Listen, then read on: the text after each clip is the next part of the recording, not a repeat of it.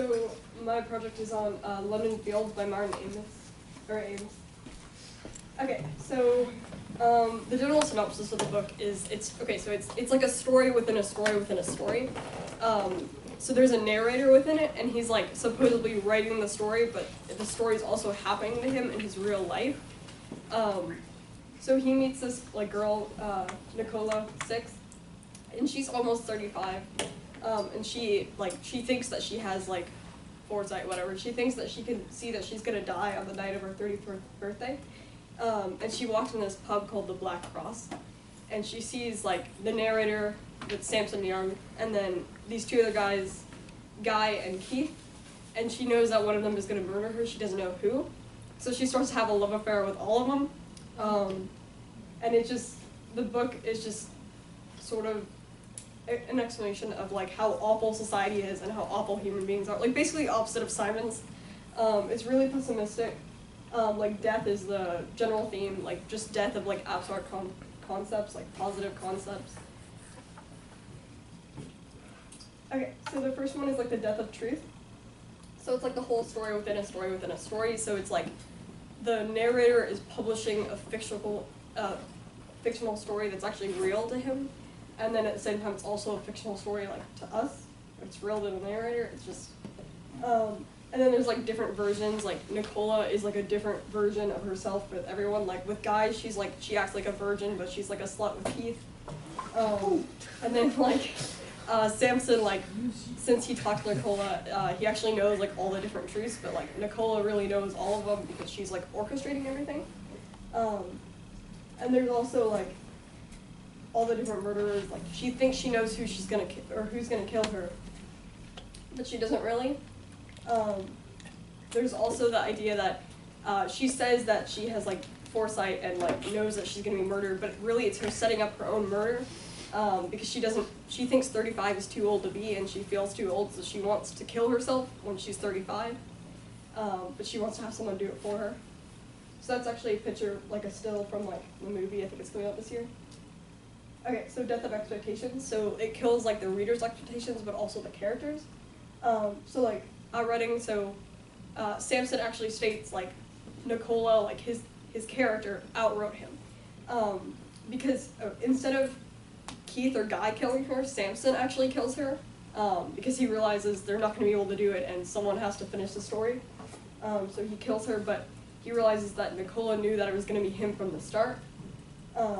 So she really outwrote him in a way. And then, like, Samson is 40, so it seems like he's had like a good life, but like really he's dying of a terminal illness, and he's never been able to like live like he was young.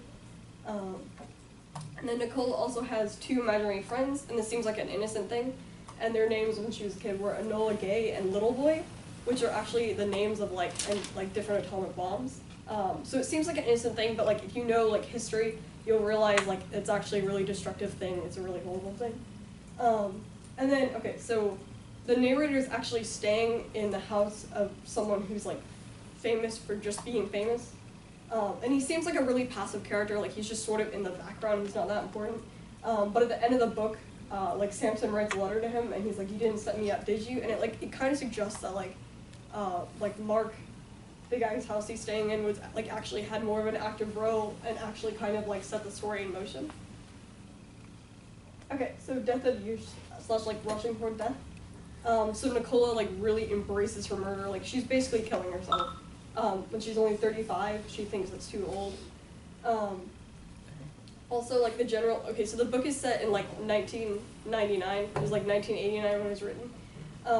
So it's like they're all set for like the millennium. That was supposed to be like the crisis where everything crashes, and they're like, oh, is the world gonna end? So like in this universe, there's actual like events happening like with the weather. It's really weird. So like the whole world is doomed, and they're all about to die basically. So everyone's literally rushing toward death. Okay, and then the death of like inflexible morality. So there's not really like a hard morality in this. Like Samson picks like a good story over like Nicola's life. He prioritizes it like that. And then at the end, when he's about to kill Nicola, Guy turns to him and like says, "Oh, don't do this for me." 'Cause, like she screws him over because she told Guy that she was like in love with him, but then like revealed that she wasn't. So he's telling him like, don't do this for me. He still walks away from the car and lets him do it. He just like wants the guilt off of him, but he still lets murder be committed. Okay, so there's like the death of traditional family values. So there's like a preteen prostitute in there whose like mother has been pimping her out since she was like 12. There's also like domestic abuse, like Keith abuses his wife and his daughter. Okay, so the death of like authentic love. So there's an essay found where it was like, London Fields is an indictment of society that values goods and services above all else, refers sex to love, and sometimes even pornography to sex. So there's just this general, like, it's not really authentic, it's just like physical love. Like Nicola manipulates Guy, she acts like it's like a real romance, but really she's just faking it. And then Keith like uses, like he talks about like the prostitute, like I think she's 15 by this point, but like the 15-year-old prostitute that he's doing stuff with, like he describes it like he's treating her with respect, consideration, nothing dirty, natural love, and really like he's just using her physically. Okay, also like the death of talent. So Keith, like his profession is like professional darts, but he's really bad at it. And then toward the end there's also a metaphor with like how bad he is at darts. There's also a metaphor about like how, it's sort of like how bad he is at sex, but like also like how he's not getting Nicola. So, and Keith's last name is literally Talent, so it's like the death of talent, literally. And then writing, like Samson's talent for writing, like still doesn't sustain him till the end. He's still disappointed with his work in the end. Okay, death in moderation.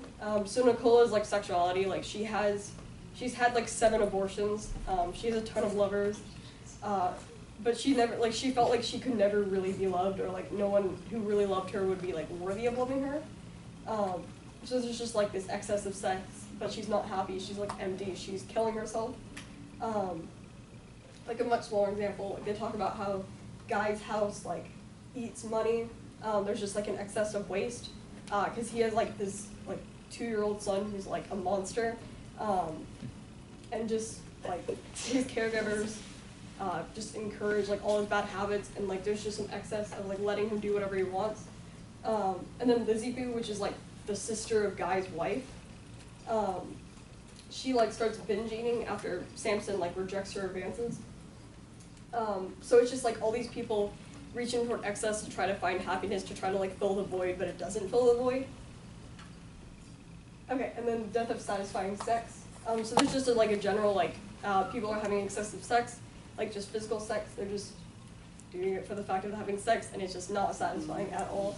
And then Ames argues that it's like the effect of the world they're in, that their world is so like prioritizes just not deep values at all. That's it.